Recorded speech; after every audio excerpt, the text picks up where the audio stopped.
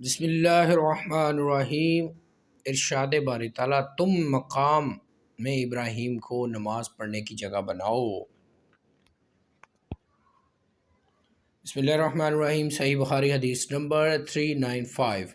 حضرت ابن عمر رضی اللہ تعالی عنہما سے روایت ہے، ان سے ایک شخص کے متعلق سوال کیا گیا جس نے بیت اللہ کا طواف کیا لیکن صفا مروہ کے درمیان ابھی سعی نہیں کی، تو کیا وہ اپنی بیوی کے پاس آ سکتا ہے؟ تو انہوں نے فرمایا، نبی صلی اللہ علیہ وسلم ایک دفعہ مکہ مکرمہ تشریف لائے تو آپ نے بیت اللہ کے 7 چکر لگائے، پھر آپ نے مقام ابراہیم کے پیچھے 2 رکعتیں پڑھی، اس کے بعد صفا مروہ کے درمیان سعی فرمائی۔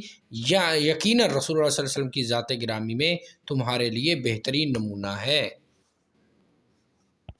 صحیح بخاری حدیث نمبر 395۔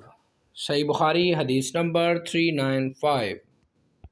صحیح بخاری حدیث نمبر 395 395 395